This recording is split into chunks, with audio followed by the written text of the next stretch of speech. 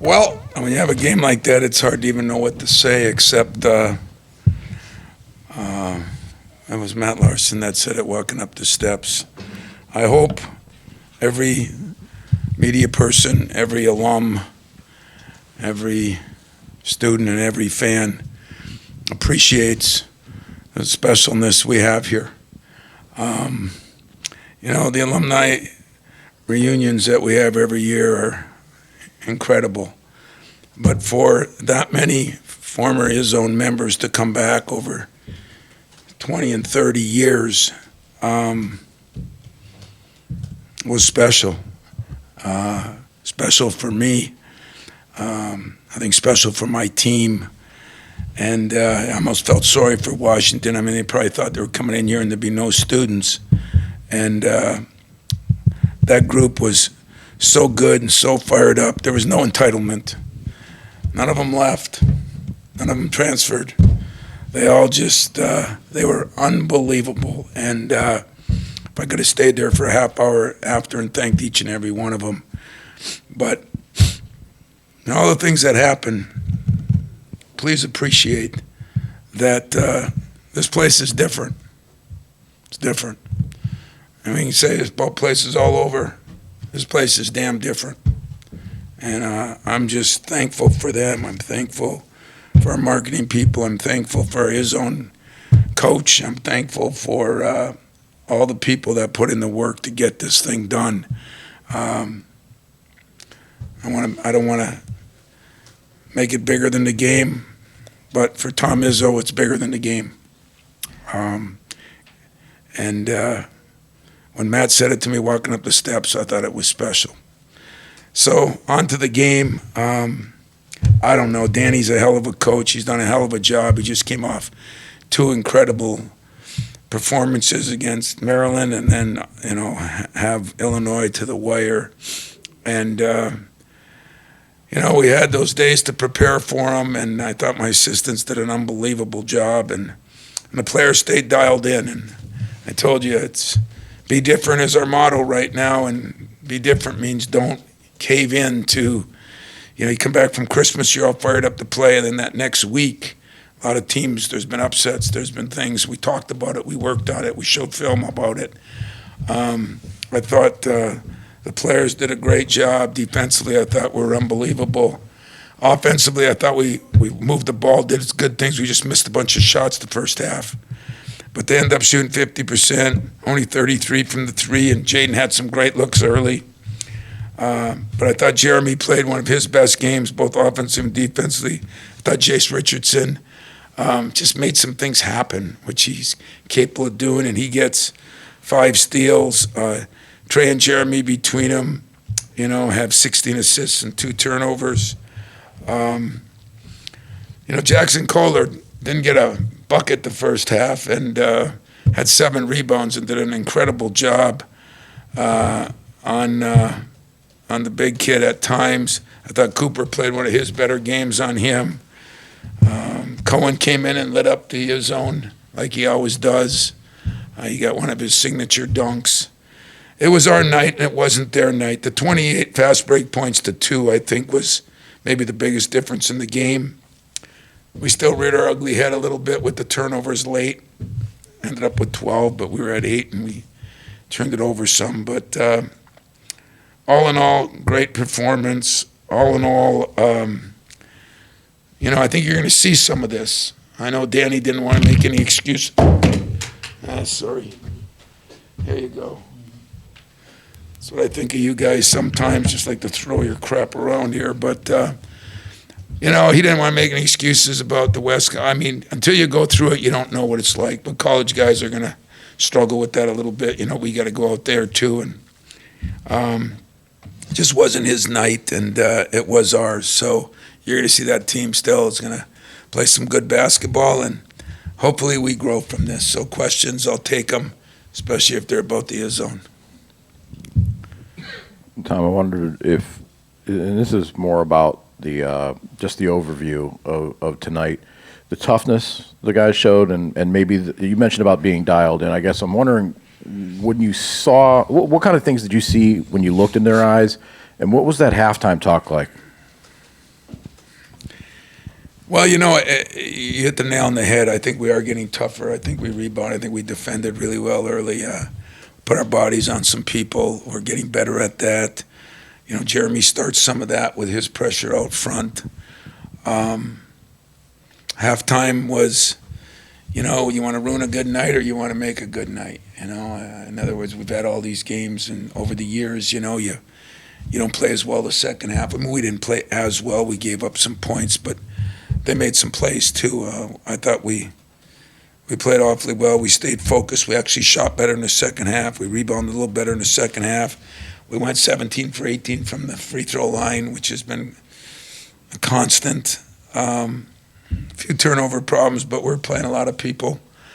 Yeah, I did see it in their eyes. It was fun to see that. I saw it in practice. Only day of practice of the last 4 days was yesterday. Just kind of was concerned about it, so we met about it last night. And I'm just going to try to keep staying in front of it. But we still got a long way to go. I mean, it was one of those nights tonight. But this team is getting better. The camaraderie, the fast break, the strength in numbers, the constantly coming at you. There's some pluses to that right now. Hey, Tom, on your left over here, you mentioned Jeremy. First career double-double for him, I believe. So what does that mean? As something you obviously put a lot of priority. I thought Jeremy moved the ball the best he's moved it. I thought we talked to him a little bit about, giving it up earlier on the break. He did to Jaden a couple times, got him some great shots. He did to Jace once, and then Jace drives it. Jace is so effective of driving the ball from the wing, and he made a couple shots. He made one great kick out.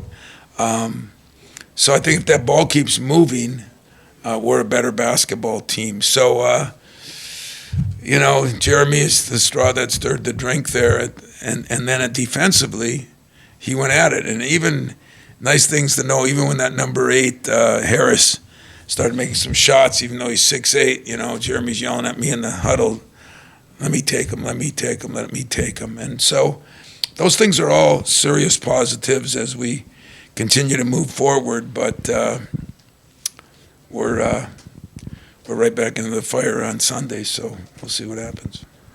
Tom, the Osabor kid was 0 for 8, and Jackson walling up inside and some other guys like that. Obviously, with some of this group of centers, and you didn't have Zapala last year, but it was an issue, and it seems to be something against a pretty dominant big man that was corrected there. Well, I'd say Jackson is, so much better than he was last year.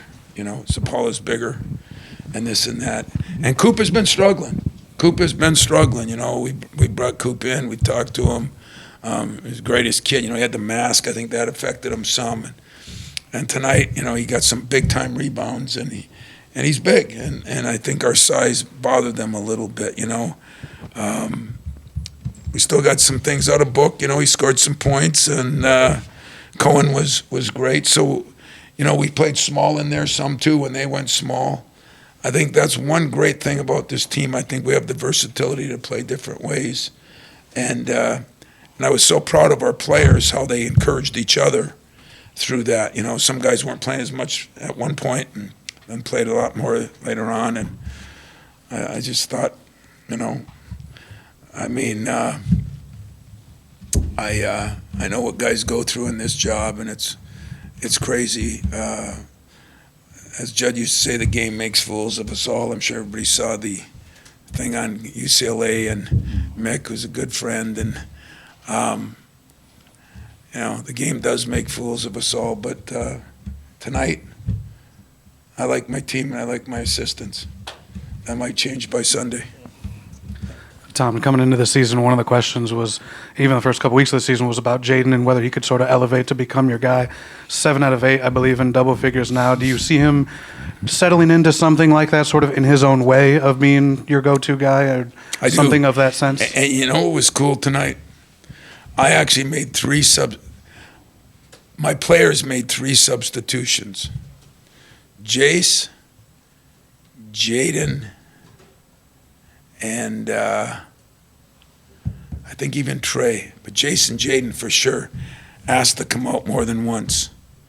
And you could look at that as, are they not in good shape? I look at that as, that's how hard they were going. We were running our lanes. That's why it was 28-2 in fast break. I mean, we haven't been consistently running. I thought Trey, Jace, Jaden ran their tail off, and that opens it up for other guys. So that is fun as a coach when you don't have to make the substitutions. They're kind of making them for you. And I thought they deserved to be tired. And I didn't think any of it was because of bad conditioning. It was because they worked their tail off. What about the idea of Jaden, though? Do you think he's settling into sort of his version of being your guy? Well, I think he's settling in, and, as we said, Jaden is our go-to guy. But that doesn't mean he always will be, because sometimes, as I said, I don't know who it's going to be. So I know that sure as hell know the coach down there doesn't know who it's going to be. And that's not always perfect, but it's good. It's good because those guys, I mean, you could see Jace, Jaden, Jeremy, Trey, they were felt so good with each other, and they were happy for each other, and that speaks volumes. Tom, you talked about a little bit the body of work that Washington has put out there. It was been a body of work. Well, we probably wouldn't have thought it would have been this kind of outcome. You would have saw them competing. No. So talk about this new healthy challenge you've been experiencing with your team playing at a very high clip, but yet you still want to kind of keep them a little grounded. And maybe every coach in America listen to what you're going to say about this. Yeah, I want to keep them grounded just because I don't think we've accomplished anything yet. We still shot 33% from the three. We still had some unforced turnovers. We still had some mistakes. They missed some shots early too. Okay, it wasn't just us. They missed some shots early too. But I think the biggest thing I'm trying to do with my team is keep consistency. Can we stay consistent? Not too high, not too low. Can we stay consistent? And even in the loss at Memphis, loss at Kansas, we've been consistent. Some of our wins that weren't routes we've been pretty consistent. The first 10 games, we consistently sucked from the perimeter. We were awful. Didn't make any shots. And but we were consistent, and we found other ways to win. And I think that was important. And now we're doing a better job in some of those areas, and we're finding more ways to win, getting to the free throw line. Only negative, we only got there 18. We try to get there 20 to 22 times a game. But we wanted to get 65 shots. We got 61. We're starting to accomplish some things that we're going after, but trust me, boy, the other problem you're all going to have, I'm going to have, our fans are going to have, some of these schedules are front-loaded, they're back-loaded, they're this, they're that, who plays who, when, where. We play, Michigan was out, played USC and UCLA. UCLA had to travel from Nebraska to go home to play a game, We play now, and we play at 11 o'clock on Sunday morning. Northwestern hasn't played since last Sunday. There's going to be all these kinds of things that are not excuses, they're facts of life that we're going to have to deal with and see if we can work our way through. What do we do now? We're going to go upstairs, have a meeting. We talked to our team right away after the game because tomorrow is preparation for Northwestern. And what do you do? We had some guys tired tonight. So we got to figure out what's the right way to practice, how much is going to be mental, how much is film, how much is walkthrough, how much is getting after it. And yet the team we play has been there for 7 days, And those things are going to happen, And sometimes they work in your advantage. Sometimes they work against you. And I just got to make sure I'm just keeping everybody, when you say grounded, we don't act like a team that's 4-0 or 13-2 to me. And that's a good thing. I think we're confident, but I don't think we're cocky. I think, we know where we are and we know what our strengths are, and we know what we got to improve on. Tom, when they beat Maryland and could have beat Illinois, did you see anything from the way you practiced that said they might not score the first 10-27? No, I never feel that way about us. Although our defense is getting better and it's been pretty good most of the year, but no. And like I said, they did miss some shots. They missed some shots too. But I thought we were scrambling. I thought we were fighting. I thought we got loose balls. I thought we cut out and got rebounds. And I thought we ran. And I thought we came right at them, which is exactly what you should do on a team that came in here with some momentum and feeling good. And I do think, you laugh as you may, but when I walked out and saw that green, you know, and I knew they were all coming, but it was kind of special. You know, and then the guy we brought out, the military guy, I mean, it was just one of those nights when somehow, some way, a referee came up to me and said, "You guys do it the best I've ever seen." And he was so impressed with the way we handled the pregame, and it's just normal here. It's normal. And I think our people be different. It's different. And I think our people deserve a lot of credit, not me, our people. But I'm going to start finding a way to appreciate. As Tom says, I don't have to be here, I get to be here. It's pretty good. We got a couple more, Connor, and then wrap with Jacob. Tom, on your right here. You talked about Jeremy's game offensively, but I can't help but notice the tempo you guys played with is one of the fastest this season. The way he's able to handle the difficulty of that challenge, and I mean, he's 10 assists to 1 turnover, played one heck of a game. I mean, what does that speak to, I guess, with his overall? Well, I think he's coming more and more. I mean, he looked like he was coming out of there with the ball, at least to me. I don't know how he looked to you guys.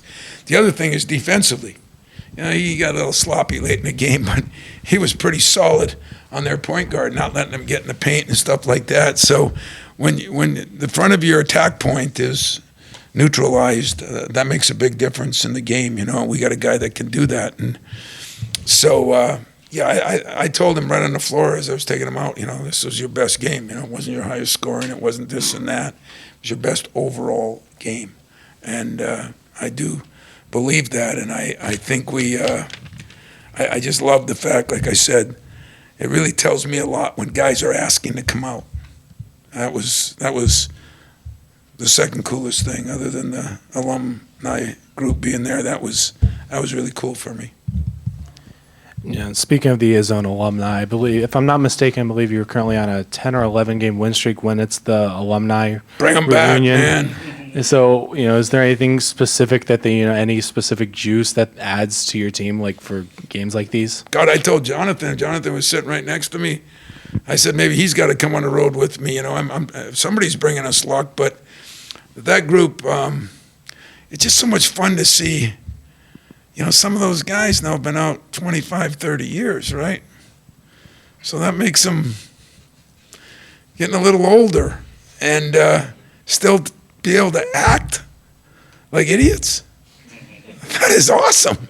I mean, how can you ask for more than that? You know, they were cheering and getting fired up. Jace made that block and that whole section. I mean, God, that was... I will save that tape, and I told my video people, make sure you're getting a lot of the crowd. Probably doesn't mean as much to you guys, but it means the world to me. Do you know how far some of those guys came to be here tonight? You know, I did not talk to them, but I know over the years it's been Texas, Florida, California if they can get here. But, I mean, some of them, this is that important to them. You know, we used to have a dinner, and you know, I think I let them down a little bit because, you know, money's money with everything nowadays. But maybe Izzo's got to do something with that because they deserve to spend some time with us here and not just see them. That's why I asked if I could talk to them at the end. I don't get to see them enough, and I don't get to tell them how much I appreciate them. But they started it. You know, Dick Vitale, after a couple of years, said this was the toughest place to play. And that wasn't because of Tom Izzo. That was because of those students. And now some of those students are head of companies. Some of those women have been very successful. And yet on one night, on one great night, they can still act like 20-year-olds. And that's pretty cool. That's really cool. So I appreciate you all. Onward to Northwestern. As we know, we have not fared very well over there lately, so we got to get ready for them starting right now. Thanks.